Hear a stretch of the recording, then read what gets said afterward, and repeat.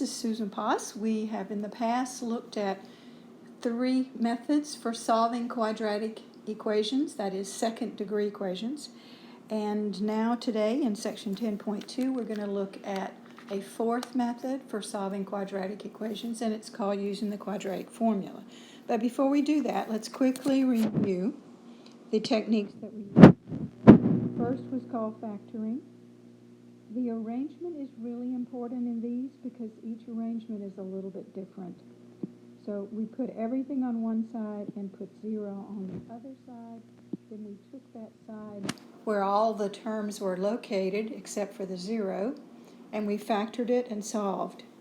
The second technique we looked at was the square root method, where we put the second degree term on the left and the constant on the right, and then we took the square root of both sides. The third technique we looked at was called completing the square. And again, look at the arrangement on this one. We put the second degree and the first degree on the left. We put the constant on the right. And then we had to make sure that we had a 1 coefficient in front of the x squared, so we divided through. If there was a number there other than 1 on that second degree x, we divided through by that. And then we filled in these empty spaces here with a particular number after we did the completing the square process. So you'll remember that. So now today, for the 4th method, which is called using the quadratic formula. Here is the quadratic formula highlighted for you here in yellow. And what we have to first of all do is make sure we understand about the arrangement.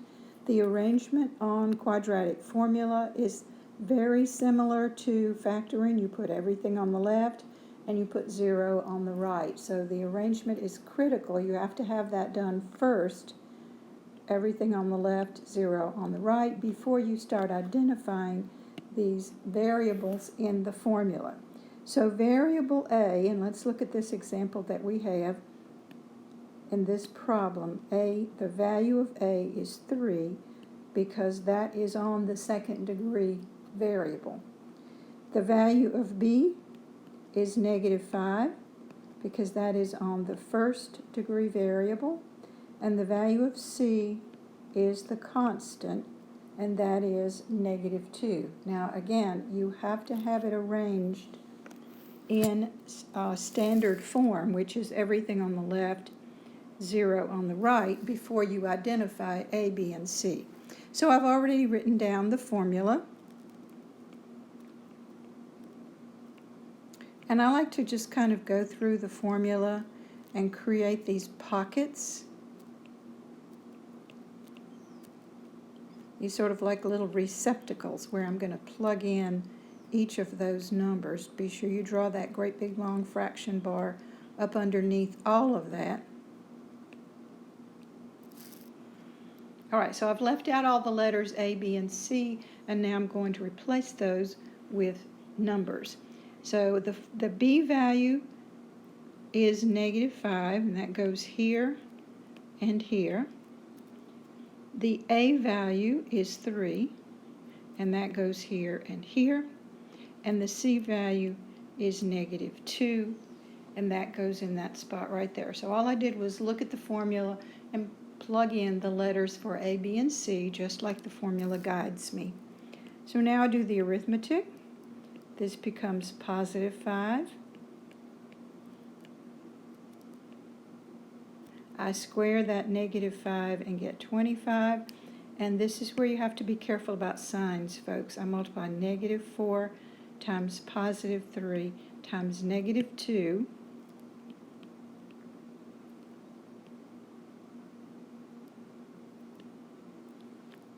Looks like I drew this radical a little bit too long. Let me go back and fix that.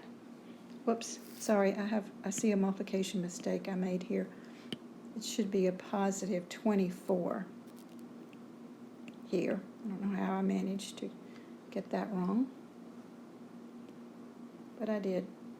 All right, so let me do a quick double check there and make sure I have that right. So here's the +5, Here's the positive 25. Here's 12 times 2 is 24, and that's a positive 24, and on the bottom I have 6. All right, so continuing on, I think my arithmetic now is correct.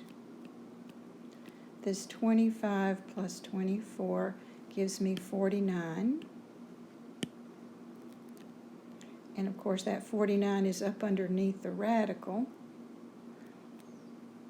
So I'm going to be taking the square root of 49.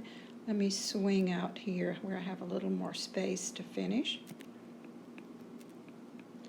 So this is 5 plus or minus 7, that's the square root of 49, sitting over 6. And again, since this is a second degree equation, we are expecting 2 answers. We may not get 2 answers. We may only get 1. We may get none in the set of real numbers. So here's how you want to finish this up. In one case, you want to do 5 plus 7 divided by 6 is 12 divided by 6, which is 2.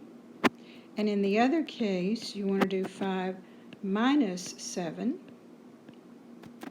which is negative 2 over 6, which is negative 1/3. So again, when you have that plus or minus, that's where you account for the 2 expected solutions to the second degree. All right, I have 2 more I want to work for you, so let me just scroll on past some things here. This particular one was already in the arrangement that I wanted. It's got everything on the left and 0 on the right. And you see where I've already gone through and I've identified A, which is the coefficient on the second degree term. I've identified B, which is the coefficient on the first degree term. And I've identified C, which is the constant. So I've already written the formula down here. And again, let me just go through and create some spots.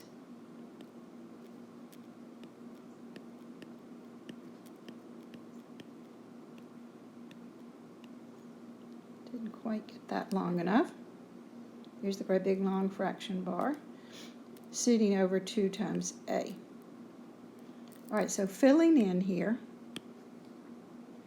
B is negative 12, A is negative 1, and C is negative 36. So now I'm just going to do the arithmetic. So I see a positive 12 here. Underneath the radical, negative 12 squared is 144, and then negative 4 times negative 1 times negative 36. I don't know what that is. That's positive 4 times negative 36, which is 24, which is 144 negative. Negative 144. All sitting over negative 2. All right, so continuing on, look under the radical. I can do a little more arithmetic under there. This is the square root of 0.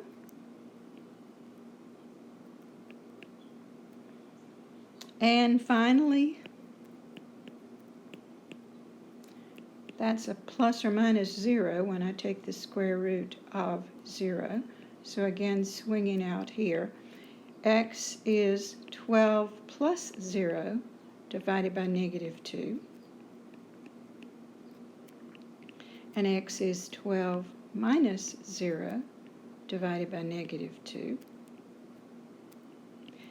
And I was expecting 2 answers, and I only got 1 answer. That happens sometimes when you're working with second degree equations. You expect 2, but you don't always get 2 solutions. So that was why I wanted to show you that one. And then scrolling down, oops, I missed it right here. This is the other one I wanted to show you. Again, notice it's not in the correct form.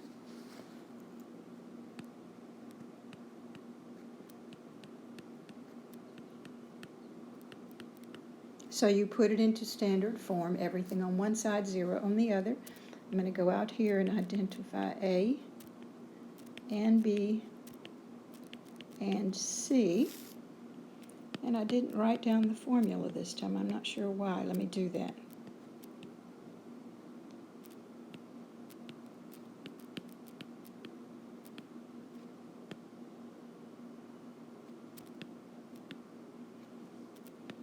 All right, so here I go, just sort of filling in, making those openings so that I can substitute in the correct numbers for the letters.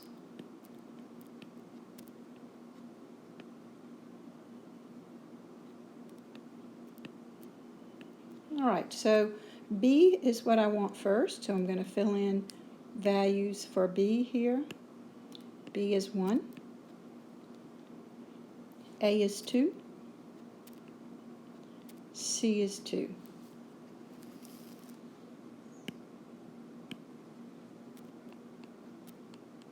So I see -1 plus or minus the square root of 1 minus 16 over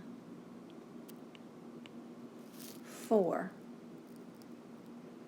And again, I'm going to swing out here to make a little more room. -1 or -1 plus or minus the square root of -15 over 4. And of course you remember from chapter 9, this takes me into the realm of complex numbers. This is not a real solution, this is a complex number solution. So this is going to become I times the square root of 15 sitting over 4. And generally what we do with this is we separate it out into a real part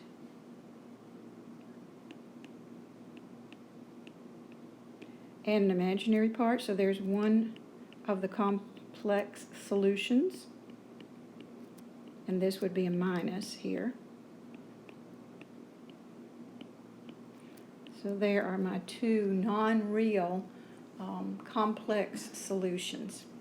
So again, I wanted to show you each one of those. Let me quickly review. So what can happen when you solve these? You can either get two distinct solutions, as I did on the first one. You may get only one solution, as I did on the second one, or you may get two non-real solutions, or in this case, two complex number solutions.